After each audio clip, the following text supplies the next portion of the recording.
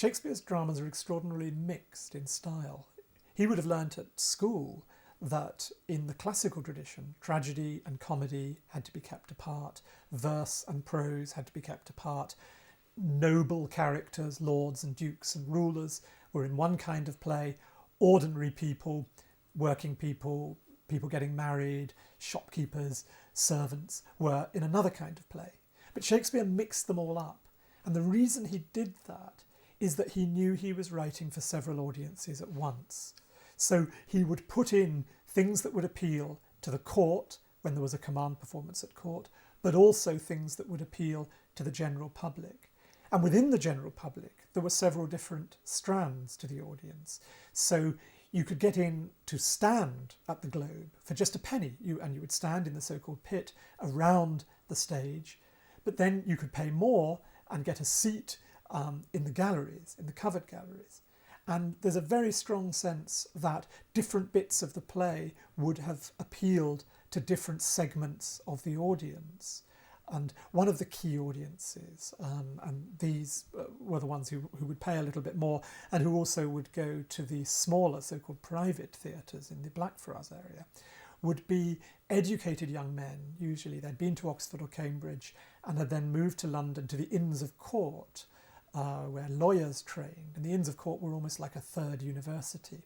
And a lot of the element of very sophisticated verbal play, the witty intellectual side of Shakespeare, is aimed at that audience.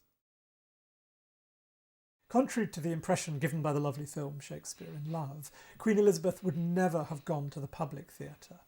Instead, the players would have come to her. So the Lord Chamberlain, who was the patron of Shakespeare's company, was the person in charge of court entertainment, and the players had to be ready at any time to appear at court. So, especially at particular times of year, on the 12 days of Christmas, for instance, the feast known as Candlemas in February, and then if there were visiting dignitaries, the players would perform indoors at court, in one of the great palaces, maybe Whitehall Palace in the banqueting hall, down at Richmond, sometimes at Hampton Court, sometimes at Greenwich. And when they played at court, they were playing in the full knowledge that the Queen was the absolute focal point of the audience. And there are a number of moments in Shakespeare where it's very clear that there are flattering references to Queen Elizabeth.